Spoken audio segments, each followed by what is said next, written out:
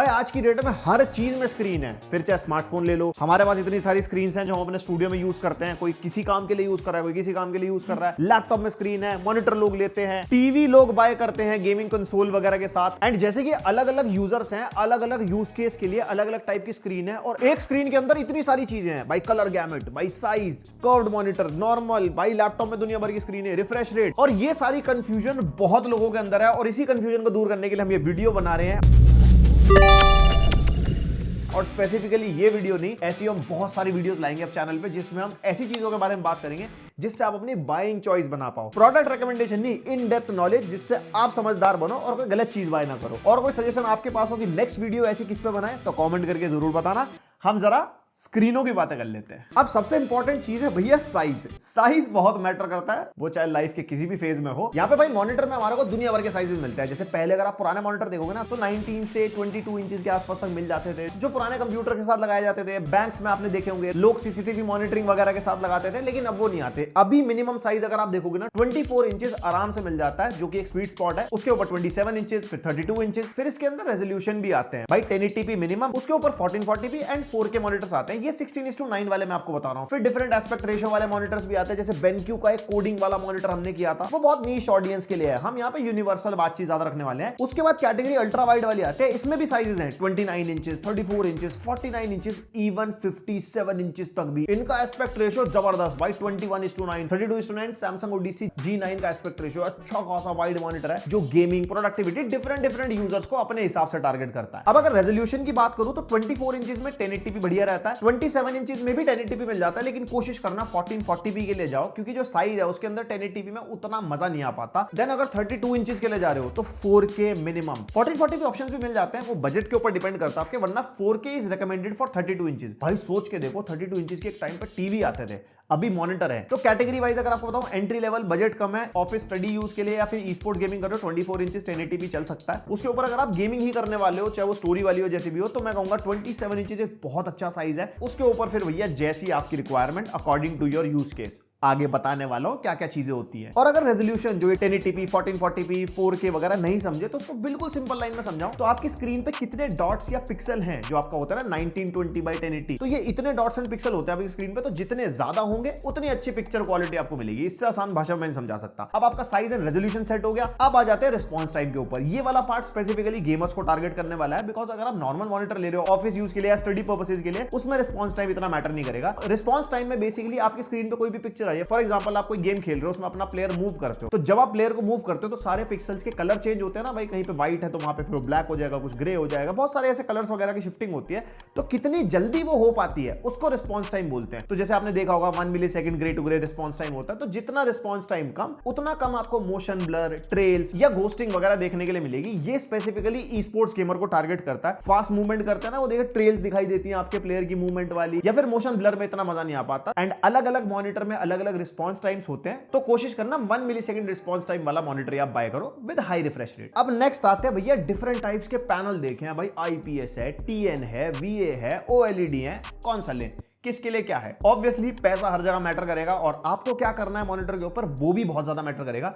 थोड़े से पैनल समझा देता हूं पहले। सबसे पहला हमारा IPS आता है, जो सबसे ज्यादा कॉमन है, जो लैपटॉप्स में मिल जाता है, बेसिक मॉनिटर्स में मिल जाता है। इन प्लेन स्विचिंग होती है इसकी full form, and in panels के अंदर हमारे को ज्यादा कलर एक्यूरेसी मिलती है, अच्छे व्यूइंग एंगल्स मिलते हैं। व्यूइंग एंगल अगर आपको नहीं पता कि हम स्क्रीन को कितना एक्सट्रीम लेफ्ट या राइट साइड से देख रहे हैं, और इमेज हमारे को कितनी क्लियर दिखाई दे रही है। और इसमें जैसे कि ज्यादा कलर एक्यूरेसी मिलती है, तो एडिटर्स लोगों को रेकमेंड किए जाते हैं, या फिर मल्टीमीडिया एंटरटेनमेंट वगैरह के लिए मॉनिटर चाहिए तो IPS एक अच्छी चॉइस है। इवन गेमिंग मॉनिटर्स में भी आपको IPS मिल जाता है with high refresh rate and less response time. Still इसका रिस्पॉन्स टाइम TN के कंपैरिजन में ज्यादा होता है। ज्यादा मतलब अच्छा नहीं, क्योंकि रिस्पॉन्स टाइम जितना कम होगा उतना अच्छा होगा, तो कंफ्यूज मत होना। फिर IPS पैनल के ना अब upgraded fast IPS panels market में आ चुके हैं, जिसमें हमारे को रिस्पॉन्स टाइम भी कम मिलता है, और IPS के जो बेनिफिट्स मैंने आपको बताया वो सारे तो मिल ही जाते हैं। एंड IPS मोस्ट कॉमन है इन लैपटॉप्स एंड मॉनिटर, कोई भी आप डिवाइस बाय कर रहे हो। फिर अगली कैटेगरी आती है VA पैनल्स। इसकी फुल फॉर्म वर्टिकल अलाइनमेंट है, एंड ये वाले पैनल ज्यादातर हमारे को कर्व्ड मॉनिटर में देखने के लिए मिलते हैं। वैसे भी थोड़े दिन पहले हमने जब क्रियो का मॉनिटर रिव्यू किया था, उसके साथ LG अल्ट्रा गियर कंपेयर किया था, वो VA पैनल था। एंड VA पैनल का बेस्ट पार्ट उनका कॉन्ट्रास्ट रेशियो होता है। यहाँ पे ब्लैक्स, डीप ब्लैक्स हमारे को मिलते हैं, एंड इसके साथ भी हमारे को कलर एक्यूरेसी अच्छी मिलती है। आईपीएस पैनल के कंपैरिजन में 19-20 कभी-कभी डिफरेंसेस आ सकते हैं डिपेंडिंग अपॉन द ब्रांड या कितने पैसे आप खर्च रहे हो, लेकिन वीए पैनल्स भी बहुत ज्यादा इंप्रूव हो चुके हैं। Mainly is the response time, जो इन पैनल्स के अंदर 1 मिलीसेकंड तक वाले भी मिल जाते हैं। स्टिल कंपेयर टू आईपीएस इसमें मोशन ब्लर वगैरह, ट्रेल्स वगैरह आपको ज्यादा देखने को मिल सकते हैं। बट मैं यहाँ पे एक चीज ऐड करूंगा, टेक्नोलॉजी बहुत तेजी से इंप्रूव कर रही है एंड वीए पैनल्स में भी अब बहुत अच्छे ऑप्शन आते हैं मार्केट में। जस्ट आपको ओवरऑल कंपैरिजन दे रहा हूं कि आपको किस यूजर के हिसाब से क्या लेना चाहिए। और वीए पैनल्स हमारे डे टू डे टास्क के हिसाब से या फिर आप मल्टीमीडिया वगैरह ज्यादा देख रहे हो उसके हिसाब से बहुत बढ़िया, क्योंकि कंट्रास्ट रेशियो अच्छा मिलता है। और उसके अलावा अगर आप कैजुअल गेमिंग वगैरह कर रहे हो या गेमिंग कंसोल के लिए भी मॉनिटर देख रहे हो तो भी वीए पैनल अच्छी चॉइस आपके लिए बन सकता है। हाँ, व्यूइंग एंगल आईपीएस के कंपैरिजन में थोड़े से ऑफ होते हैं इसके व्यूइंग एंगल, ज्यादा एक्सट्रीम साइड से इतना क्लियर नहीं दिखाई देता। देन आ जाते हैं हमारे टीएन पैनल्स। इसकी फुल फॉर्म है ट्विस्टेड न्यूमैटिक और ये सबसे चीप मामला है। पहले बहुत ज्यादा पॉपुलर थे, अभी टीएन पैनल्स मार्केट से गायब होते जा रहे हैं। अब तो ओएलईडी का जमाना है। इवन आईपीएस में भी और ऑप्शंस भी हैं जो भी मैं आपको आगे बताऊंगा वैसे। और ये ज्यादातर ई स्पोर्ट्स गेमर्स को टारगेट करने वाले पैनल है, क्योंकि इसके अंदर हमारे को हाई रिफ्रेश रेट के साथ साथ लो रिस्पॉन्स टाइम में मिलता है। कलर थोड़े से वॉश्ड आउट होते हैं compare to VA and IPS. Viewing angle बहुत ही खत्म होते हैं। अगर आप आज की डेट में एक नया मॉनिटर या कोई भी स्क्रीन बाय करने की कोशिश कर रहे हो ना,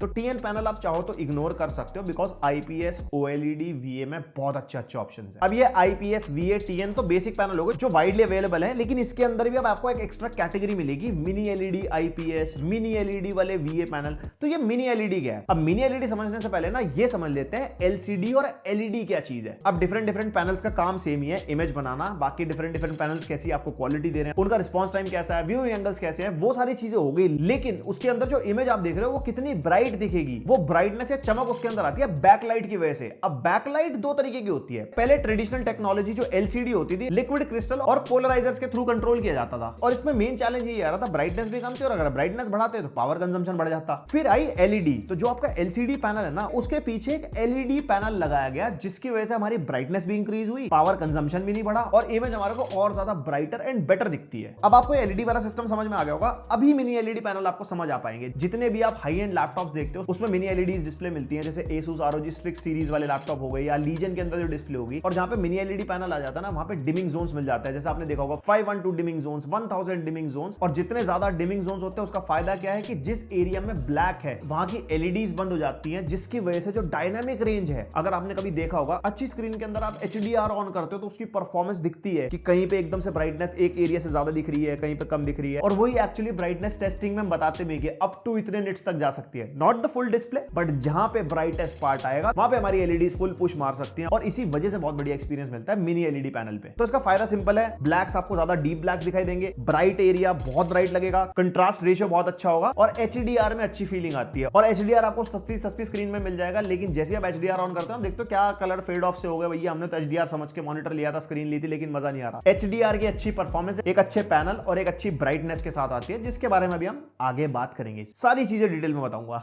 अब मिनी एलईडी के साथ मार्केट में आईपीएस भी मिलता है, वीए भी मिलता है। अब अगर आप आईपीएस की बात करो तो वो क्रिएटर्स, गेमर्स और ऑलराउंडर यूजर को टारगेट करती है। वीए हमारे पैनल के अंदर थोड़ी डायनामिक रेंज, हमारे ब्लैक्स वगैरह अच्छे होते हैं, ब्राइटनेस भी अच्छी होती है, तो वो कंटेंट कंजम्पशन के लिए ज्यादा बेटर होता है। जो आईपीएस वीए में पहले बताता, सेम ही चीज अप्लाई होती है यहाँ पे भी। अब आज की डेट में ओएलईडी डिस्प्लेस बहुत कॉमन है, आती बहुत टाइम से है, लेकिन अगर अभी आप देखो एसर प्रेडेटर लैपटॉप में ओएलईडी डिस्प्ले है, लीजन में ओएलईडी आ रही है and even monitors QD OLED monitors आ रहे हैं अलग अलग ब्रांड्स के। तो भैया ये ओएलईडी कैसे काम करती है? भाई ये लगा लो, बिल्कुल फ्लैगशिप मामला है, तभी इनके मॉनिटर्स बहुत एक्सपेंसिव भी आते हैं। मतलब 70-80,000 1 लाख रुपीस तो मतलब ऐसे बहुत बेयर मिनिमम है ओएलईडी कभी भी स्क्रीन आप लेते हो तो। और ओएलईडी को पैनल तो बोला जाता है बट अपने आप में पैनल नहीं होता, बिकॉज ओएलईडी में जितने पिक्सल है वो अपने आप में लाइट प्रोड्यूस करता है। बिल्कुल हल्की भाषा में बताओ तो हर एक पिक्सल ही अपने आप में एक पैनल है। अब एलईडी एलसीडी में आपको बताता ना कि भाई क्या पैनल इमेज बनाता है, फिर उसके पीछे लाइट हो गई, कुछ हो गई। यहाँ पे स्टैंड अलोन हर एक पिक्सल लाइट बना रहा है और हर एक पिक्सल ही इमेज बना रहा है। और इसी की वजह से जो ब्लैक्स हैं वो बिल्कुल डीपर ब्लैक्स मिलते हैं। आपने सुना भी होगा ओएलईडी डिस्प्ले के साथ कि 1,00,000:1 कंट्रास्ट रेशियो है या इनफाइनाइट कंट्रास्ट रेशियो है, बिकॉज जहां पे ब्लैक एरिया आएगा वहां का पिक्सल ही बंद हो जाता है। तो अपनी वो डायनामिकली ब्राइटनेस पूरी पुश कर सकती है अलग अलग पिक्सल के ऊपर। इसलिए जो सबसे बेस्ट HDR की परफॉर्मेंस है वो हमेशा आपको एक ओएलईडी पैनल मिलेगी, उससे थोड़ी कम मिनी एलईडी पैनल में, उससे फिर बिल्कुल खत्म। बाकी जो ऐसी HDR आपको मिल रहे हैं उसमें कुछ फायदा नहीं होने वाला। और सिर्फ इतना ही नहीं, रिस्पॉन्स टाइम, ओएलईडी का रिस्पॉन्स टाइम सबसे ज्यादा फास्ट होता है, बिकॉज पिक्सल सारे ऑन ऑफ होते हैं एंड उनकी टाइमिंग बहुत फास्ट होती है। और 0.1 मिलीसेकंड का रिस्पॉन्स टाइम ओएलईडी पैनल में आराम से आपको मिल जाता है।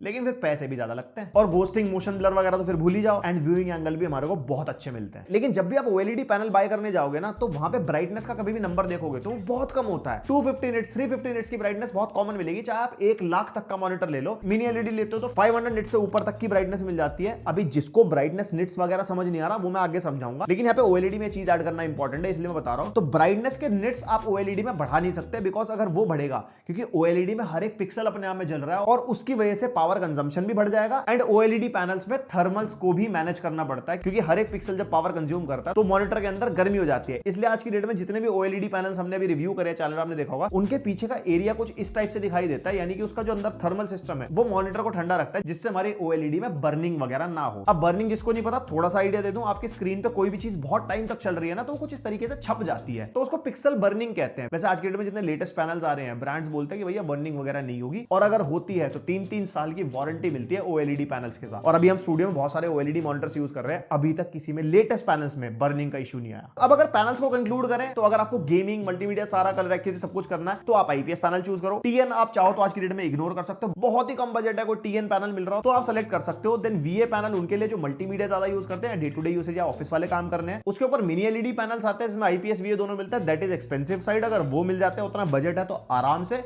वरना टॉप पे OLED पैनल्स है। Best response time, best colours, overall बहुत स्वाद। बस OLED में एक चीज आती है, ग्लॉसी पैनल ज्यादातर मिलते हैं मार्केट में, जिसमें आपको रिफ्लेक्शन दिखाई देती है। वैसे भी थोड़े दिन पहले हमने Lenovo Legion का अल्ट्रा वाइड मॉनिटर रिव्यू किया था, जो OLED होते हुए भी एंटी ग्लेयर था, तो वो वाले ऑप्शंस भी हैं जो आप अपने हिसाब से ढूंढ सकते हो। आई होप पैनल्स वगैरह वाला क्लियर रहा होगा। अगर मजा आ रहा है, क्लियर है, तो कॉमेंट करके टाइम स्टैम्प लिख दो, हाँ भैया मजा आ रहा है, क्लियर है। अब इसके बाद आ जाता है रिफ्रेश रेट। आपने देखा होगा ना भाई, 120 हर्ट्ज का refresh rate, 144 hertz, 165 hertz. Simple भाषा में, फॉर एग्जांपल 60 हर्ट्ज की स्क्रीन है आपकी, मतलब एक सेकंड में 60 टाइम्स आपके स्क्रीन के पिक्सल रिफ्रेश हो सकते हैं। ऐसी 144 है तो 144 टाइम्स, और जितना ज्यादा रिफ्रेश रेट होगा उतना मोशन आपको स्मूथ दिखाई देगा, कर्सर की मूवमेंट बहुत स्मूथ दिखाई देगी। जैसे फोन्स में आप हाई रिफ्रेश रेट चलाते हो, 60 हर्ट्ज वाला आईफोन चला लेता है, या फिर उसके बाद प्रो मोशन डिस्प्ले, तो एकदम एक स्मूथनेस सी फील नहीं होती। हाई रिफ्रेश रेट मतलब उतनी ज्यादा स्मूथनेस। अब आज की डेट में भाई डिफरेंट रिफ्रेश रेट अलग अलग पैनल्स में मिलते हैं। बिल्कुल आसान भाषा में बताऊं, 60 हर्ट्ज सिर्फ आप तभी सेलेक्ट करना अगर आपको ऑफिस वाले काम करने हैं, जैसे मैंने कोडिंग वाला मॉनिटर बताया था, उसके अंदर आपको 60 हर्ट्ज वगैरह मिल जाते हैं। जैसे BenQ का भी हमने एक मॉनिटर किया था, मैक डिस्प्ले वाला टाइप का मॉनिटर था, उसमें 60 हर्ट्ज का रिफ्रेश रेट था, तो वो सिर्फ उन्हीं लोगों के लिए जिनको productivity day to day task करने हैं। हाँ, अगर आप हाई रिफ्रेश रेट स्क्रीन चलाते हो, आपका लैपटॉप हाई रिफ्रेश रेट वाला, आपका फोन हाई रिफ्रेश रेट वाला है, उसके बाद आपने स्क्रीन 60 हर्ट्ज वाली ले ली, आपको मजा नहीं आएगा। मैं रेकमेंड करूंगा 120 हर्ट्ज मिनिमम आज की डेट में, उससे नीचे जाना ही नहीं। उसके ऊपर 144, 165, 240। भाई अभी एसर ने CES 2026 में 500 हर्ट्ज का क्वाड HD मॉनिटर निकाला है, और अब तो डुअल मोड वाले मॉनिटर भी आते हैं। भाई क्वाड HD में अलग रिफ्रेश रेट है, फुल HD में अलग रिफ्रेश रेट है, जो ई स्पोर्ट्स और मतलब हर तरीके के यूजर को टारगेट करते हैं।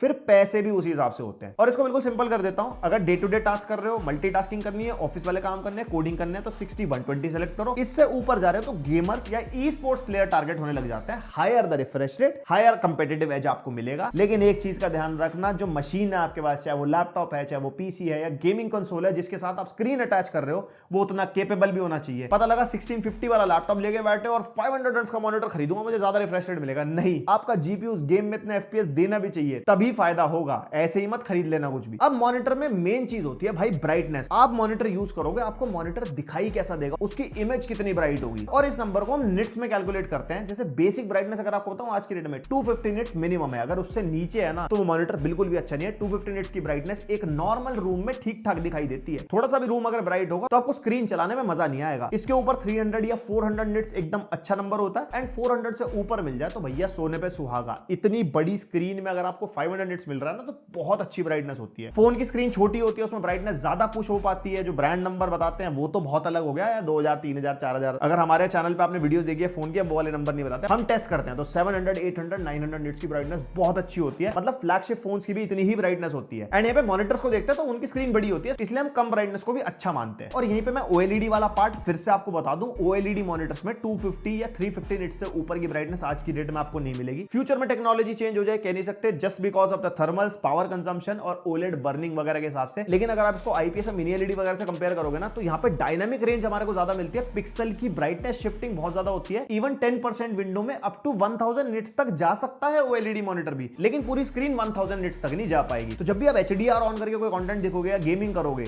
OLED मॉनिटर आपको बहुत अच्छा दिखाई देगा। और यहीं पे HDR के साथ साथ एक टर्म कॉन्ट्रास्ट रेशियो भी ऐड होता है। मैं कॉन्ट्रास्ट रेशियो बहुत बार इस वीडियो में यूज कर चुका हूं वर्ड, थोड़ा थोड़ा सा एक्सप्लेन भी कर देता हूं। जितना ज्यादा कंट्रास्ट रेशियो होगा ना, आपके ब्लैक्स उतने डीपर ब्लैक्स दिखाई देंगे, आपके व्हाइट्स और ज्यादा ब्राइट दिखाई देंगे। ओवरऑल इमेज कितनी रियलिस्टिक या पंची रहेगी वो कंट्रास्ट रेशियो पे डिपेंड करती है। तो ये पे जैसे मैं टीएन पैनल कह रहा था ना, इसमें इमेज क्वालिटी अच्छी नहीं होती, इनका कंट्रास्ट रेशियो ना 1000:1 तक ही होता है, मतलब इवन उससे कम भी होता है। और उसके ऊपर आईपीएस पैनल आते हैं जो सस्ते जाओगे तो वो भी 800 या 1000:1 होंगे, लेकिन अगर आप अच्छी क्वालिटी में जाते हो तो उसमें कंट्रास्ट रेशियो 1000:1 से ऊपर भी मिल जाता है। देन वीए पैनल आ गए जिनका कंट्रास्ट रेशियो अच्छा होता है। मैं बता रहा था ना, ब्लैक्स डीपर ब्लैक्स दिखते हैं, इसमें कंट्रास्ट रेशियो आपको 2000:1 से लेके 5000:1 तक मिल सकता है, डिपेंडिंग अपॉन द बजट कि कितना पैसा आप खर्च रहे हो मॉनिटर में। देन ओएलईडी मॉनिटर्स हो गए, इसके अंदर कंट्रास्ट रेशियो इनफाइनाइट है, क्योंकि जहां स्क्रीन के पिक्सल बंद हो सकते हैं या अपने आप को बहुत ज्यादा ब्राइट पुश कर सकते हैं, तो कंट्रास्ट रेशियो तो जबरदस्त हो गया ना। बस यही काम है कंट्रास्ट रेशियो का। अगर आपको ज्यादा अच्छी पिक्चर क्वालिटी चाहिए, आप मूवीज वगैरह ज्यादा देखते हो, तो ओएलईडी आपके लिए रिकमेंडेशन है। दूसरे नंबर पर मिनी एलईडी है। बजट कम है तो वीए पैनल के लिए जा सकते हो। ये मल्टीमीडिया यूजर्स हो गए। एंड इवन इधर मैं सिंगल प्लेयर गेमर्स को भी ऐड कर दूं, क्योंकि उसके अंदर भी भाई गेम्स अच्छे दिखने चाहिए, तो यहाँ पे भी सेम ही चॉइस आती है। बाकी तो देखो बजट पर डिपेंड करता ही है। और अभी कहानी यही खत्म नहीं होती, इसके बाद कलर गैमेट भी आता है। जब भी आप कोई भी स्क्रीन बाय करने जाते हो तो वहां पे ना वाइड कलर गैमेट लिखा होता है, या इतने % sRGB, इतने % DCI-P3, इतने % NTSC,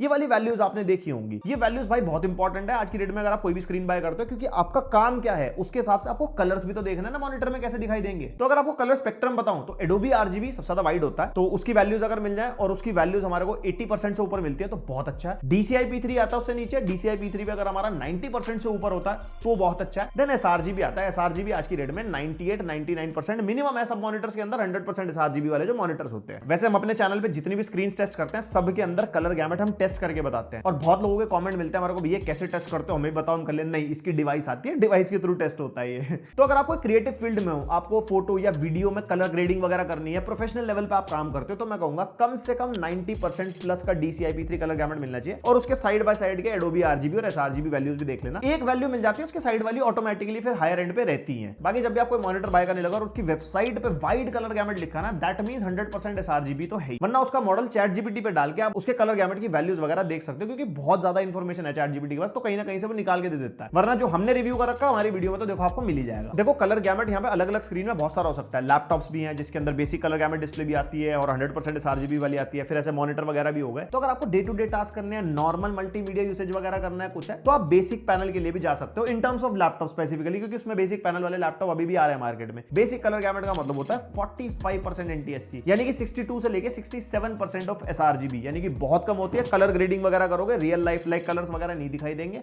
क्लाइंट को कुछ और देना होगा, अनसेट कुछ और कर दोगे। तो प्रोफेशनल यूजर्स के लिए मैं बिल्कुल रेकमेंड नहीं करता बेसिक डिस्प्ले। एक पर्सनल हैक दे देता हूं, बेसिक डिस्प्ले और एक अच्छी 100% sRGB वाली डिस्प्ले और एक OLED पैनल। अगर आपको मान लो कंपेयर वगैरह करना हो, आसपास किसी भी लैपटॉप या पीसी वाले स्टोर पे चले जाओ, उनको बोल दो भैया जरा दिखा दो हमारे को स्क्रीन या मॉनिटर होते कैसे, और सेम फुटेज चलाना कोस्टा रिका, बढ़िया कलर वाला दिखता है, आपको साफ समझ में आ जाएगा भाई हाँ यार किसी में ब्लैक्स कैसे दिख रहे हैं, किसी में ग्रीन्स कैसे दिख रहे हैं, तो उससे आप आइडिया लगा पाओगे। और कलर एक्यूरेसी की बात चली रही है, अगर किसी मॉनिटर के डिस्क्रिप्शन में या फिर टाइटल में डेल्टा E <2 लिखा है, वो फैक्ट्री कैलिब्रेटेड है, मतलब जो कलर्स आपको रियल लाइफ में दिख रहे हैं अपनी आंखों से, वही सेम कलर मॉनिटर प्रोड्यूस कर पाता है। ये डायरेक्टली टारगेट करता है क्रिएटर्स, एडिटर्स जिनको कलर ग्रेडिंग करनी है, कि आपने किसी क्लाइंट की फोटो खींची या वीडियो बनाई और उस हिसाब से अगर आपको कलर ग्रेड करके देना है, तो एटलीस्ट आपको मॉनिटर पे रियल लाइफ लाइक कलर्स दिखने चाहिए। तो डेल्टा E की रेटिंग जरूर चेक करना बाय करते हुए, डेल्टा E <2 या <3 वगैरह भी आपको मिल सकता है। ये प्रोफेशनल यूजर्स को टारगेट करने वाले मॉनिटर होते हैं। अब जब ये कलर वलर की बातें चल रही हैं, तो इसके बाद ना पैनल भी आता है, कितने बिट का पैनल है भाई, 8 बिट है, 10 बिट है, फोन की स्क्रीन में भी होता है, टैबलेट्स में भी, लैपटॉप्स में भी,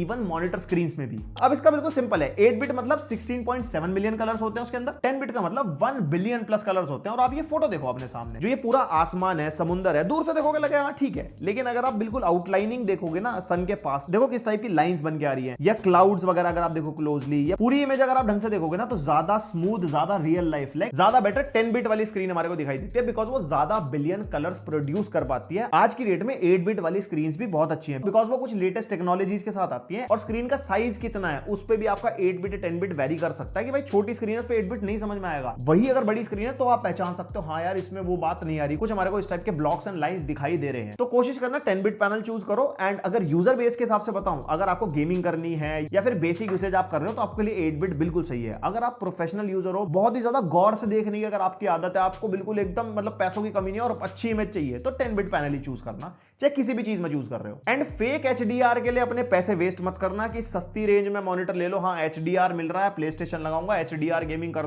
दूंगा। फेक एचडीआर है भाई। अगर स्क्रीन की ब्राइटनेस 350 निट्स या उससे नीचे है भाई, उसमें एचडीआर का आपको मजा ही नहीं आएगा, क्योंकि हाई डायनामिक रेंज के लिए एक अच्छी ब्राइटनेस पुश होना इंपॉर्टेंट है, brightest part and the darkest part, तभी आपको एचडीआर में मजा आ पाएगा। तो अगर आपको एचडीआर में कोई भी एक्सपीरियंस लेना है, कोशिश करना 500 निट्स से ऊपर की ब्राइटनेस हो, मिनी एलईडी पैनल हो कम से कम, अगर हो तो आईपीएस भी अगर आप ले रहे हो तो अच्छी एक्सपेंसिव रेंज वाला फास्ट आईपीएस पैनल हो, वरना ओएलईडी में तो एचडीआर के सबसे ज्यादा स्वाद है। सस्ती डिस्प्ले में एचडीआर ऑन करोगे, भैया कहे क्या दही सी फैल गई, इससे बढ़िया तो पहले ही चल रहा था। बस सिंपल सी भाषा यही है, उसमें ब्राइटनेस का बहुत बड़ा रोल है। और एचडीआर से याद आया, जब भी हम मॉनिटर रिव्यू करते हैं बताते हैं ना वीजा एचडीआर 400, 600, 1000 सर्टिफाइड वगैरह है, तो भाई उतने निट्स तक की ब्राइटनेस वो पुश कर सकता है इन टर्म्स ऑफ एचडीआर जब भी ब्राइटेस्ट पार्ट आएगा स्क्रीन पे। तो अगर ये एचडीआर की रेटिंग है ना, तो 400 निट्स से ऊपर की ब्राइटनेस तो चाहिए ही चाहिए, तभी ये रेटिंग मिल भी पाती है मॉनिटर को। अब ये सारी इंफॉर्मेशन जानने के बाद आपको लग रहा होगा हाँ मॉनिटर हम बाय कर लेंगे, सारी इंफॉर्मेशन मिल गई। नहीं, इसके बाद free sync and G sync technologies भी आती हैं। बेसिकली इसको आप वेरिएबल रिफ्रेश रेट मान लो। ये पार्ट स्पेसिफिकली गेमर्स को टारगेट करने वाला है, डे टू डे टास्क करने वाले, ऑफिस वाले काम करने वाले आप स्किप कर सकते हो, लेकिन अगर नॉलेज चाहिए तो देख सकते हो। मजा आ रहा है यहां तक भाई? प्लीज कमेंट करके बताओ भैया बहुत मजा आ रहा है। अब जब भी आप गेमिंग मॉनिटर बाय करते हो ना, तो उसमें देखा होगा फ्री सिंक प्रीमियम, एनवीडिया का जी सिंक होता है। सो बेसिकली टेक्नोलॉजीज करती क्या है, अभी आपका मॉनिटर मान लो 144 हर्ट्ज का, लेकिन आपका जीपीयू फ्रेम रेट दे रहा है भाई 300, 400, 500, मान लो वैलोरेंट आप चला रहे हो। अब आपके मॉनिटर पे तो उतने फ्रेम आएंगे नहीं, मॉनिटर जितनी देर में 144 हर्ट्ज पे रिफ्रेश करेगा, इधर से उसने 500 फ्रेम फेंक के मारे, मॉनिटर फिर अगले फ्रेम को देखेगा, फिर इसने फेंक के मारे, तो टेयरिंग आनी शुरू हो जाती है स्क्रीन के ऊपर, जो एक्सपीरियंस बहुत खराब करती है। वैसे इस चीज को रोकने के लिए आप गेम की सेटिंग्स में जाके वी सिंक ऑन कर सकते हो। वी सिंक हमारे को हर गेम के अंदर मिलता है, लेकिन वी सिंक की वजह से आपको इनपुट लैग, स्टटर वगैरह देखने को मिलता है, इसलिए जब भी हम गेम टेस्ट करते हैं तो वी सिंक ऑफ कर देते हैं। भले टेयरिंग हो जाएगी लेकिन एग्जैक्ट एफपीएस तो आपको दे पाएंगे। वी सिंक बेसिकली करता क्या कि आपके जीपीयू के फ्रेम रेट को और मॉनिटर के फ्रेम रेट को मैच कराने की कोशिश करता है। फिर आई थी ये टेक्नोलॉजीज एएमडी की फ्री सिंक और एनवीडिया के जी सिंक। ये क्या करते हैं कि आपके मॉनिटर के रिफ्रेश रेट को वेरिएबली चेंज करती है जितना आपका रिफ्रेश रेट जीपीयू फेंक रहा है। फॉर एग्जांपल आपका मॉनिटर 144 हर्ट्ज का है, लेकिन जीपीयू 50-60 फ्रेम्स ही दे रहा है, तो आपकी डिस्प्ले का फ्रेम रेट भी 50-60 पे ही ले आते हैं। यहीं पे वेरिएबल रिफ्रेश रेट वाली चीज आती है। सस्ती भाषा में अगर आपको बताऊं, जैसे फोन में एलटीपीओ डिस्प्ले होती है ना, कि भाई जितने रिफ्रेश रेट पे डिस्प्ले को चलना है, जिस एरिया में उतने पे शिफ्ट हो जाए, सेम ये टेक्नोलॉजीज आपके मॉनिटर के साथ करती हैं। और ये सर्टिफिकेशन मॉनिटर को मिलने के लिए मॉनिटर में वेरिएबल रिफ्रेश रेट वाली चीज होनी चाहिए, कि मॉनिटर ये नहीं कि भाई 60 पे चल रहा है या तो सीधा 144 पे चल रहा है, या जो भी रिफ्रेश रेट है उसका वो चेंज नहीं कर सकता अपने आप को। अगर वो चेंज नहीं कर सकता अपने आप को, तो आपको कभी भी एनवीडिया का जी सिंक या एएमडी का फ्री सिंक वगैरह नहीं मिलेगा उसके ऊपर। और यही सेम चीज ऑपोजिट भी है। आपका जीपीयू 500+ एफपीएस फेंक रहा है, मॉनिटर 144 हर्ट्ज का है, एनवीडिया जी सिंक या फिर एएमडी का फ्री सिंक आप यूज कर रहे हो, तो टेयरिंग कम करने के लिए वो एग्जैक्ट फ्रेम रेट और मॉनिटर का रिफ्रेश रेट मैच करा देता है, जिससे आपको टेयरिंग नहीं मिलती, लैग फ्री एक्सपीरियंस मिलता है। और इन टेक्नोलॉजीज की वजह से कोई लेटेंसी या स्टटर वगैरह भी नहीं मिलता, जो वी सिंक में हमारे को मिलता है। और ऐसे ही एएमडी फ्री सिंक के साथ फ्री सिंक प्रीमियम और प्रीमियम प्रो भी आता है, जिसमें डिफरेंसेस क्या है मैं स्क्रीन पे डाल दूंगा। और एएमडी फ्री सिंक हमारा किसी भी जीपीयू के साथ चल जाता है, बिकॉज ये ओपन स्टैंडर्ड बेस्ड है, ओपन सोर्स टाइप मान लो। लेकिन जो एनवीडिया का जी सिंक है वो अपने ग्राफिक्स कार्ड के साथ ही चलता है। एनवीडिया कहता है भैया मैं किसी को कुछ नहीं दूंगा, मैं एकदम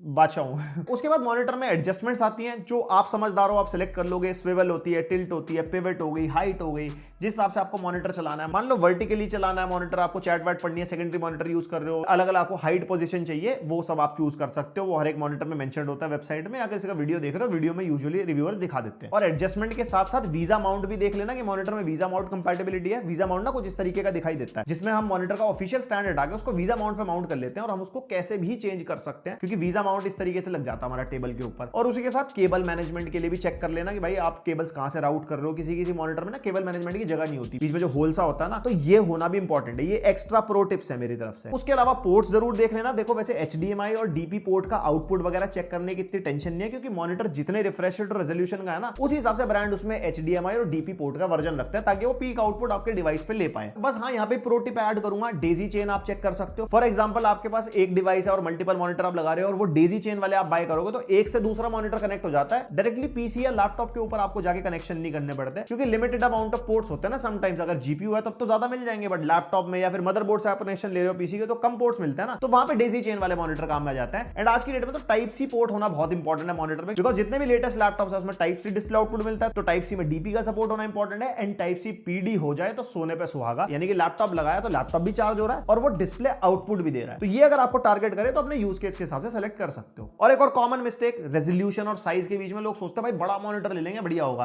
अब 32 इंचेस का 27 इंचेस का मॉनिटर बाय किया, लेकिन 1080p रेजोल्यूशन में कर लिया, बिल्कुल अच्छा नहीं दिखाई देगा। स्वीट स्पॉट्स आपको बता देता हूं, 24 इंचेस 1080p के लिए परफेक्ट है, 27 इंचेस 1440p के लिए, 32 इंचेस में भी मिनिमम 1440p तो मिलता है, लेकिन मैं रेकमेंड 4K करूंगा। तो ये साइजेस हैं जो आप ले सकते हो। बाकी अल्ट्रा वाइड ये वो तो अपने हिसाब से थोड़ी आप रिसर्च वगैरह कर लेना। जितना बड़ा साइज होगा ना मॉनिटर का, उसके साथ रेजोल्यूशन भी इंपॉर्टेंट है। और इसी के साथ अगली कॉमन मिस्टेक, रिफ्रेश रेट वाली पहले बता चुका हूं, एक बार फिर से रिपीट कर देता हूं। आपका जो हार्डवेयर है वो उतना एफपीएस देने का केपेबल होना चाहिए, तभी हाई रिफ्रेश रेट मॉनिटर लेना। ये नहीं कि भाई मैं 240 हर्ट्ज का मॉनिटर लूंगा, मुझे 240 हर्ट्ज गेमिंग करनी है। 1650 है तुम्हारे पास, उसमें कहां से निकालोगे इतने फ्रेम रेट? सारे गेम में नहीं मिलते, एक आधे में चलो मिल भी जाएंगे। तो कौन सा गेम आपको खेलना है और कितने एफपीएस आपका जीपीयू दे पा रहा है, उसके हिसाब से मॉनिटर चूज करो, बेफालतू के पैसे मत उड़ाओ। तो बस यही था आज की वीडियो में। Screen buying guide, monitor buying guide, laptop screen buying guide, कुछ भी आप मान सकते हो। कोई भी स्क्रीन आप बाय करोगे, इन सारे फैक्टर्स का ध्यान रखना है आपको, तभी आप एक बेस्ट बाइंग चॉइस बना सकते हो। आई होप ये वीडियो आपको पसंद आई होगी। इसी टाइप के और टॉपिक्स भी हम लाएंगे अब चैनल पे, अलग अलग चीजें एक्सप्लेन करूंगा इसी तरह डिटेल में, जिससे आप एजुकेट हो पाओ। प्रोडक्ट रिकमेंडेशन तो चलो हम कर ही देते हैं, लेकिन उसके अंदर की हम कौन सा प्रोडक्ट क्यों रेकमेंड कर रहे हैं, कितना अच्छा है कितना नहीं है, उसके लिए जो नॉलेज हमारे पास है वो तुम्हारे पास भी आ जाए। इसी बात पे सब्सक्राइब कर दो। कोई और टॉपिक इस टाइप का चाहिए, कमेंट सेक्शन में भर डालो, जिसके सबसे ज्यादा कमेंट होंगे नेक्स्ट वीडियो उसी की मिलेगी।